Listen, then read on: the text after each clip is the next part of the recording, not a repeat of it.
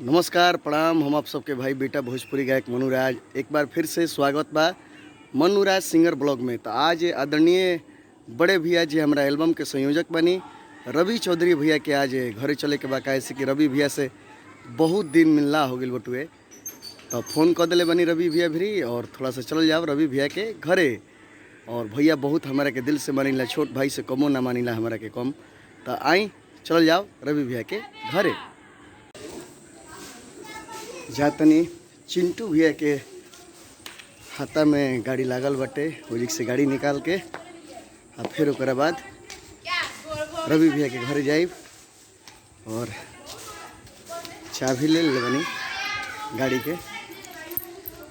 तब चिंटू भैया के हाथा में गाड़ी लागल बा और ओजिक जाके गाड़ी निकालब फिर रवि भैया के घरे। और जगदेव नगर के सुप्रसिद्ध मंदिर माई के दरबार,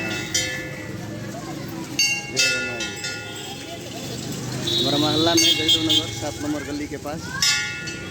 आज नवरात्र के समय बाद जय हो माई।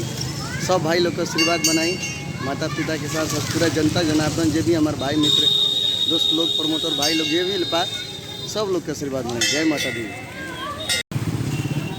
अब आगुनी अपना हाथा में गेट खोलनी। गाड़ी कहाँ भैया? ओहो पूरा अंधेरा हो चुकल बा और गाड़ी पे अंधेरा हो चुकल बा, गाड़ी दूर दूर हो गई भैया। चली गाड़ी पूछा तनी, ये हमारी गाड़ी भैया देख ली गाड़ी के नंबर भाई। अब ऐसे निकलत नहीं तो रवि भैया के घरे भेंट हुई। गाड़ी के हाथा में से निकाल लेनी, गाड़ी साफ सुथरा कर लेनी। अब स्टार्ट करब सब बाजार में नवादा थाना भी। जय हो। और भाई हम स्टेशन पे आ गए बने और ज़्यादा शाम हो चुका बा और माँ के दरबार में स्टेशन पे जय हो बजरंगबली माँ के दरबार अभी बंद बा। अभी हम स्टेशन पे आ गए बने। जय हो। रास्ता में ही बोलेला स्टेशन के पास में ही मंदिर बा। जय हो। और रवि भैया के घरे हम आ चुकल बनी। शाम हो चुकल बटुए, पूरा रात हो चुकल बटुए, धुरधुरा टाइप के वीडियो भी आवत है। और चली ये रवि भैया के घर बा। ओहो अच्छा, रवि भैया सामने ही भेटा गई हमारा कुछ लेते समय। जय हो रवि भैया। देखिए पूरा दूध लेके भैया प्रणाम। खूब खुश रहा, खूब खुश रहा। पूरा भोजपुरी समाज के नमस्कार बा, प्रणाम बा। सब भाई लोग के आशीर्वाद की कामना बा। आई जाए अंदर। जय हो। आई अंदर बैठल। और रवि भैया के घरे में आ चुकल बनी और ये रहल रवि भैया के घर। सब लोग फिर से एक बार प्रणाम बा। सब ऐसे कि उया रोड पर रहने यहाँ अंधेरा रहे, बढ़िया से सब लोग कुछ बुझात ना रहे। अच्छा केहू के कुछ सुनाइल हुई, कुछ ना सुनाइल हुई। एक छोट भाई के प्रणाम केहू तक पहुँचल हुई ना पहुँचल हुई, ऐसे दोबारा प्रणाम की निहा। आप सबसे आशीर्वाद के प्रतीक्षा बा। हमरा के मनुराज जी के पूरा टीम के खूब जम के आशीर्वाद दीजा। बहुत बढ़िया बढ़िया सुंदर सुंदर गीत रिकॉर्ड भइल बा। एक से एक गीत आ रहल बड़ी सा, आ भोजपुरी गीत आ रहल बड़ी सा। हमनी के जानते बानी साहब, हमनी के सारा सिस्टम साफ सुथरा रहेला। चलिए आई बैठल जा। और बहुत बड़ा खुशी के बात बा कि जौन हारमोनियम पर शुरुआत हम कइले रही गावे बजावे के 2008 से, आज हारमोनियम देख के बहुत हम खुश बनी। देखी आज भैया मैंने रिपेयरिंग करा दिले बनी पूरा एकदम। तो बहुत आनंदमय माने गीत जीवन ही संगीत है और संगीत बिना जीवन अधूरा बा। भैया अपना बगल में हारमोनियम और बगले में हारमोनियम रखले बनी। देख ली बा जहाँ सुती ला ओकर बाद फिर हारमोनियम। जय हो भैया।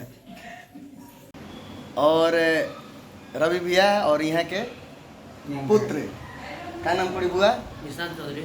निशांत बुआ बने एगो आऊ बड़ लड़का बने रवि भैया के। तो बहुत दिन लगा था कि 10 दिन के बाद हमने के भेंट होता है। लगभग 10 दिन। और भैया अपना काम में बिजी और हम अपना काम में बिजी।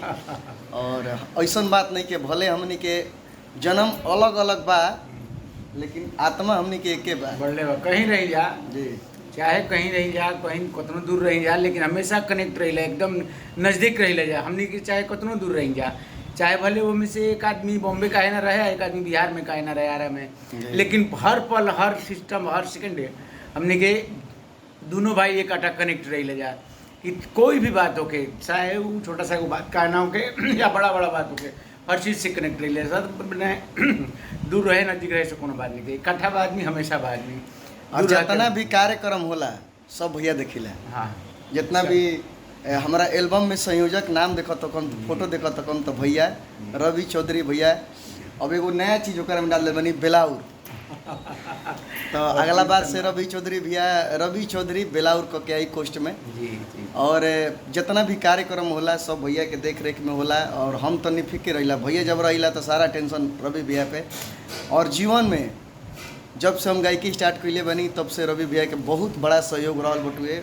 मैंने सोच ली कि माता पिता के बाद गुरु के केहू के स्थान बा तो रवि भैया के बाद हमारा जीवन में कैसे कि हम आज पहले भी कहत रही, आज भी कहत नहीं कि जब हमारे भी पैसा ना रहे, गाना बजाना करे के, घर के दैनिक स्थिति खराब रहे, तो वो रवि भैया सपोर्ट करतनी। आज 12-13 साल हो गई, आज रवि भैया वैसे ही सपोर्ट करेला। जनरल आदमी एकदम सीधा साधा इंसान, कोई बनावटी बात नहीं।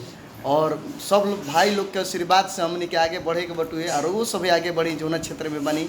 ज़्यादा कुछ का कहे के बाद, और सबसे बड़ा खुशी के बात ये बा कि रवि भैया आज हारमोनियम देखनी तो बहुत हमें खुशी लगा। हारमोनियम तनी सा निकाल पीयूष, और ये छोट भाई अति छोट पुत्र बारे हैं रवि भैया के।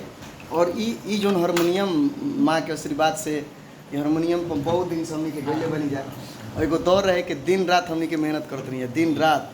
और भैया के ये सब प्रेम, ये सब चीज़ श्रद्धा, ये सब चीज जो भी हमरा मिलल बा, हमनी के टीम के मिलल बा, मनु बबुआ के मिलल बा, ये सब आप सब श्रोता के देन बा।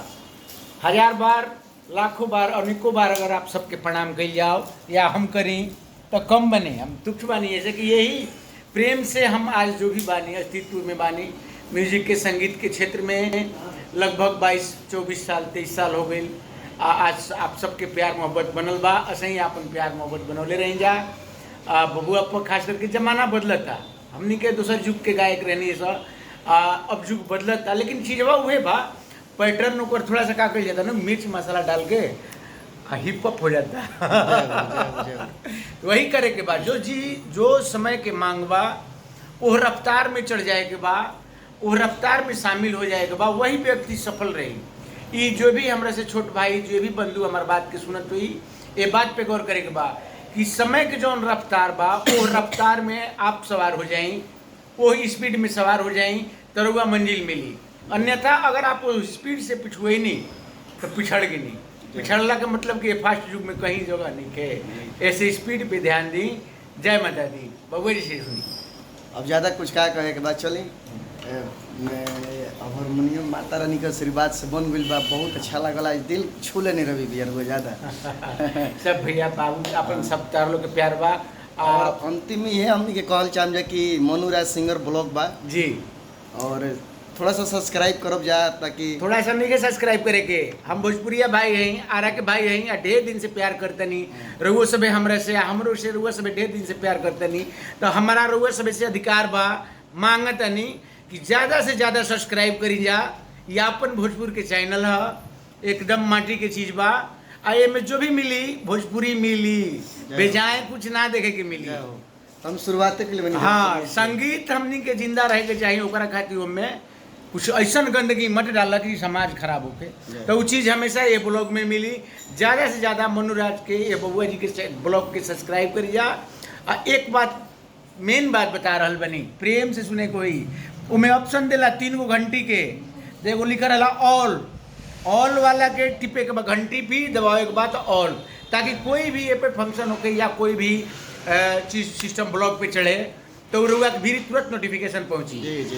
तो सब्सक्राइब करी, आप बेल आइकन दबाई, आप बेल आइकन में ऑल दबाई, घंटी में ऑल जहाँ हुई। सब्सक्राइब करने के बाद लाइक भी करी और कमेंट भी करी, ताकि पता चले कि के भाई हमारे वीडियो देखल, के भाई हमारे वीडियो देखल और इस तरह हम जान। और ढेर अच्छा लागे लोग के, मनुराज के पूरा टीम के परिवार रुआ सब बनी, और हमरो अच्छा लगी परिवार बन के रुआ लोग के कि हमरो कमेंट पढ़े के मौका मिली। तो बस आशीर्वाद मिलने रही, और मनुराज ब्लॉग में बस इतना ही।